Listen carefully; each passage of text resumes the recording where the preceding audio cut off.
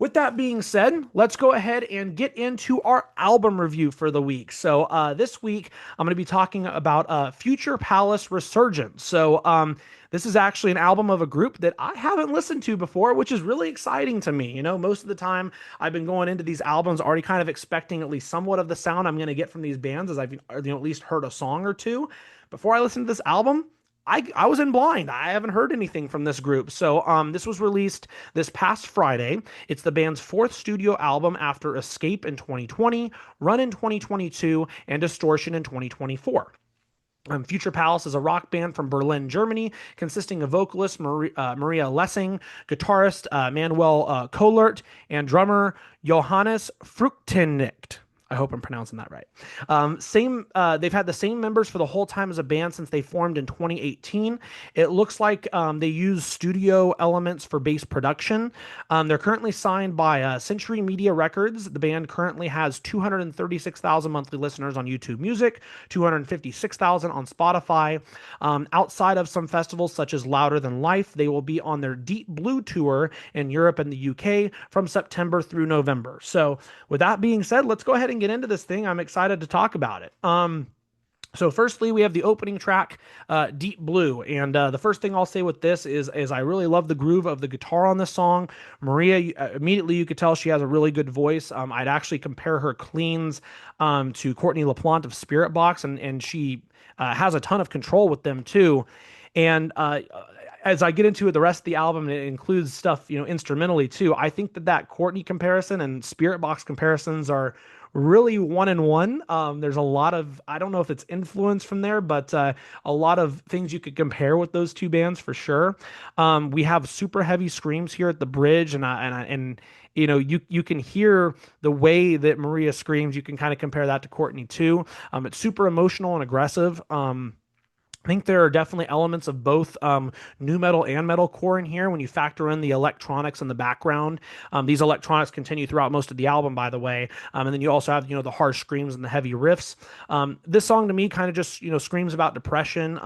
I watched the music video and I love the camera shots on there with the submarine in the music video for it, indicating, Deep Blue kind of, being down in the dumps a little bit, right? A little bit. So I think it's just kind of talking about depression on this one, but a really great opening track here with Deep Blue.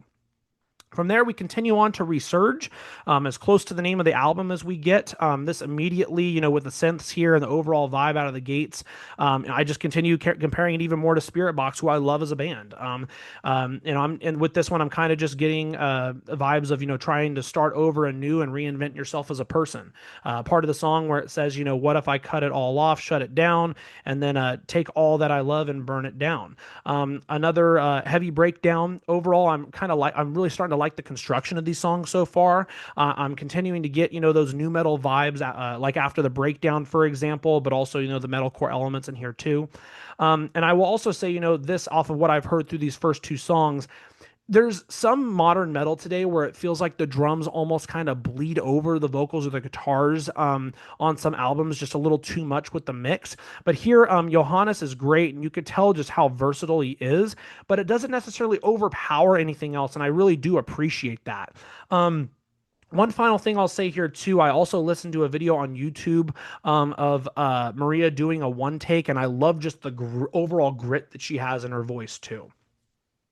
From there, we move on to Supernova, which is my favorite on the album so far, and one of my favorites on the entire album. It's really interesting because now Maria's style in the beginning of the song actually kind of sounds like Maria Brink from In This Moment. So I've had comparisons of Courtney from Spirit Box. Now I'm having comparisons to Maria of In This Moment. We have a big electronic build-up the first 15 seconds of the song too. In the chorus, we get great harmonic vocals and really good clean highs from Lessing. Lots of electronic elements so far in this album, even some distortion here with the vocals after the chorus. And with this one, I'm just getting a sense of feeling kind of like, she's talking about how a lot of people, how we're all in a way kind of like robots, but that we're all, we all are still people at the end of the day. And, we do burn out. There's a part of the song that mentions these, Homunculus hearts are possessed by their wrath, skin and bone fade out, and are they still human now? The bridge, we also have acoustic elements here for the first time too. It gives us a dramatic, a tense buildup, and with how Maria's vocals stand out here, it's almost theatrical. I love the layering of the instrumentals here too, and how heavy things pick back up towards the end of the song. Yeah, definitely my favorite on the album so far, and one of my favorites on the whole piece of work for sure. From there, we continue with Disintegrate, and we start here with a quick low guitar riff, and then some electronic elements. We get a perfect example of how dynamic Maria is again with those powerful screams and a mix of solid highs in the chorus. The first time, we kind of have a hip hop beat on the album. We have that here too, which aligns with other new metal elements we've heard in the past, and other new metal elements we've heard from them on this album so far too. And I feel like this is just kind of about beating yourself up and kind of talking down to oneself a little bit. So another good track here to get this album going. From there, we continue on to the Shades, and we get a rap beat here again, which is very interesting. The chorus here is actually one of my favorites just because of how hard hitting and the beauty and the grit in Maria's voice here. And this is a song I can really relate to because it kind of speaks to me about trying to be perfect, but feeling like you can almost never get there. I would describe myself as a person who's a perfectionist on a lot of things. I'm very detail oriented.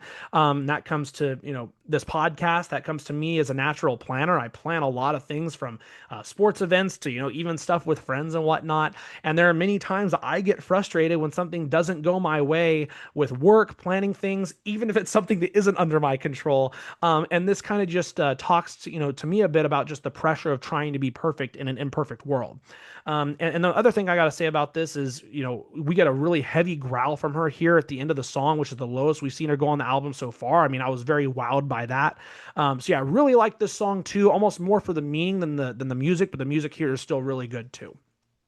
From there, we continue with Nixie, and once again, I want to just compliment Manuel for how solid these riffs have been on the album so far, and how they've really set the tone for Maria throughout these tracks. Also, Johannes deserves credit as well with the fast metalcore rhythm on here. It's really great. You also have the incorporation again of the synthesizers that help set the ambiance at the bridge and leads to the heaviest part of the song with more gutturals from Maria. And speaking of her, we once again just get a full display of her vocal ability here with those vicious screams, those beautiful melodies, and as far as meaning for this one, it's kind of intriguing because I think it just talks about how society kind of views some artists, maybe even celebrities in general, as gods, and kind of tries to ignore the negatives or the bad things they do. For example, there's a part of the song that says, enchanting them by playing your sweet melodies, they see the good in you, not your monstrosity. And then later on, you would destroy yourself if you reveal who you truly are. You hide in the shades for the time that their ignorance works in your favor. And what I'll say about this is, everyone has their own litmus test when it comes to people, including myself. But I will say I do think there are a lot of people who do try to ignore some very bad things that people do. I also do think though at times we are too quick as a society at times to judge some people based off of certain things they say.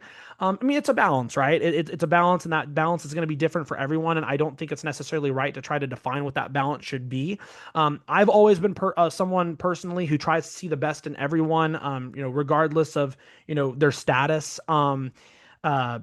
And that can be good or bad at times. I don't deny that. And I think this song is totally fair to challenge that for sure. I just think it's a very thought-provoking song, and another really good piece here. So I mean, this first half of this album is just super solid. I've loved the first half of this so far.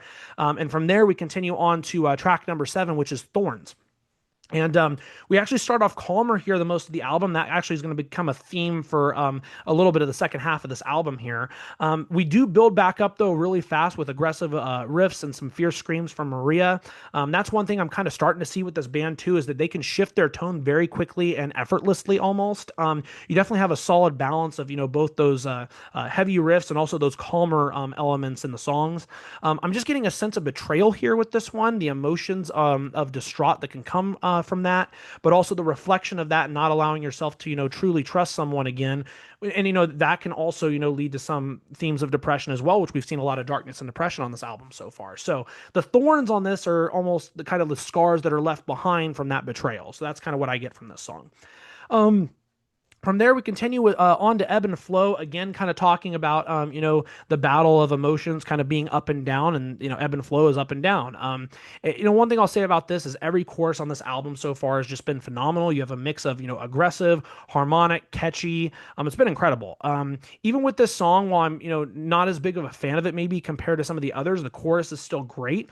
Definitely a calmer song than many others. Maybe that's why it's not my biggest cup of tea. I think once I have an expectation of certain themes or elements of albums being heavier, I kind of just get ready for that. And then when things are super calm, it almost throws me off a little bit. But also, like, if something starts off super calm, I kind of expect that. And then when it picks up, I don't know. I can respect that difference. Sometimes it's a little too much. Sometimes it's not enough. It really just depends for me. But even then on this song, we do get her screams at the bridge before slightly calming back down. Yeah, I think that, she states in the song, like, ebb and flow, I fight, manic states, depressive nights alone. As I mentioned earlier, just, kind of being up and down emotionally. From there, we continue to Nightfall, and this is a harder one to dissect for me. I think that this is just kind of more about being surrounded by darkness, especially when she says, consumed by melancholy and the experience of maybe dealing with that depression and sadness. We do get, more calmer elements here, kind of stripped back, more emotional. I love how in the song, this one part is brought up three times. Is this the end of everything? And when that is said, and you have the heavy riff behind it, it kind of leaves a feeling of uneasiness each time and an unpredictability with the riff and where the song's going to go, just overall, if it's going to be more heavy or it's going to be lighter. The first time we get screams from Maria, but with a calmer guitar and drum beat. The second time it's calm all the way around. And then the third time we go heavier all the way. So you get all three elements there. And then we get another guttural scream from Maria. Really interesting here, and I love the surprise of that. I'm going to bring up the word surprise again here in a second, because I'm going to get into Symphony of the Clouds and why there's a part of this album where I kind of feel a little off. So with Symphony of the Clouds, we can hear the rain and the thunder in the background of this intro.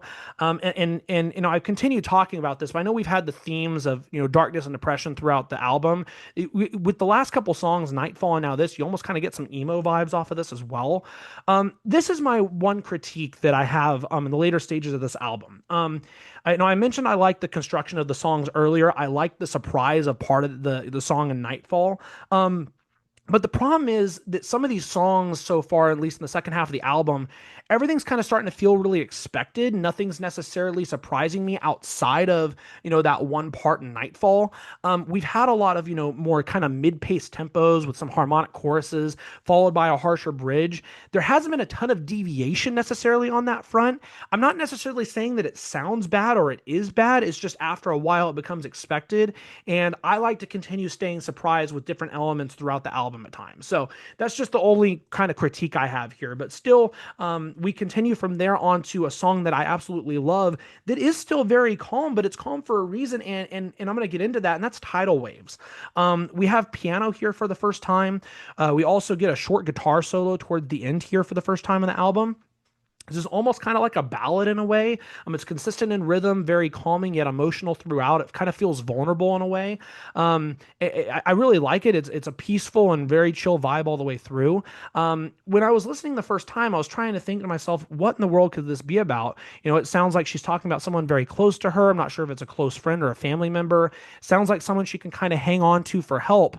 But overall, I just liked it because, of the welcome change and difference from some other parts of the album. But then I just kept kind of kicking myself. So I'm like, man, I really want to know what the heck this is about. So I was like, let me go see if there's a music video. And there were for a few songs. So I watched all the music videos. I watched Supernova music video, which was really cool. But then I saw there was one for Tidal Waves. I was like, all right, maybe I'll get some answers here. And I pretty much did right away. We get, video of, what I imagine to be what is her sister from when they were super young, when she was a baby, and kind of, how they've grown up, videos of them growing up throughout time. And then, you also have the modern day, you have, video side by side of her and her sister in the song too. And I think that just makes this song even more beautiful. It's very wholesome. It kind of shows how they are each other's rock in a way. It's hard for me to directly relate to this because in my life, I've been very fortunate that I have two great parents. I have a great foundation. But I understand that's not the case for all families. And, for Maria to make a song like this shows how important her sister is to her. And I think that's fantastic. I don't have any siblings. I have two half brothers. So again, like I said, it's kind of hard for me to fully relate there. But this song has really brought me back in as the album was starting to lose me just a little bit. But I really appreciated this piece and the emotion throughout it. So a really good one here. And then that leads us to the final song on the album, which is Cyclone. I've really talked about, how I've enjoyed the choruses throughout the album. One thing about some of them that I enjoy the most is the grittiness she has in her voice, and both sometimes the clean highs and lows at times. The build up instrumentally as well here with the synths to the beautiful riffs, really powerful rhythm with the drums too is great. I also find it funny how in this chorus we have a reflection of the cover of the album, as there's a part of the song that says a shell on the sand that's left behind, as the photo on the front of the album is a seashell on the sand. And you also can tell it's kind of like darker background, darker sand too. And I think that seashell is supposed to represent, or supposed to be like our past self in a way, and how we're kind of moving on to a new and improved person. And that I think reflects a lot of the meaning on this last track. There's part of the song that says, I won't rewind to when I was the storm that I couldn't fight. The other thing I'll say about this song is what a breakdown we get from Maria here. Her ability to switch from cleans to that aggressive for that long, very impressive. I go back and forth. This might be my favorite track on the album. I really do love Supernova too, but what a closing track and a great way to close this album out. And to just give my overall thoughts, one last thing about the end of the album. I was gonna say, a couple songs ago, I felt Nightfall or Symphony of the Clouds, just because of how calm it was, could have been a closure, maybe an end to the album right there. But boy, was I glad I was wrong, because I really love the lasting energy that Cyclone left here. We definitely had a part of the album, like I said, that kind of lost me a little bit in the middle endish, but the start was brilliant along with the finish of this piece of work. Yeah, as I said, Supernova and Cyclone, both 10 out of 10, my favorite songs. For a first listen for this band ever, definitely a band I'll be adding to my rotation, and I'm intrigued to hear more of their stuff. I'm going to give this a 7.5 out of 10. I think it's really solid. Again, there are a couple things that I maybe would have liked to see that I didn't get, but overall, I can't complain. This is a really good first listen. I'm definitely interested to hear also how they sound live as well. So hopefully at some point I can see them and see how they sound there. But really good, solid piece of work. And Future Palace is a band I would definitely recommend checking out. Hey everyone, I'm Aaron Jackson, the host of Valkyrie Sessions. If you enjoyed this review, I'd love to invite you to check out the full podcast. Each week, we dive into everything happening in woman-focused rock and metal, from album reviews and band of the week to festival news, artist interviews, and the long-term vision behind Valkyrie Fest.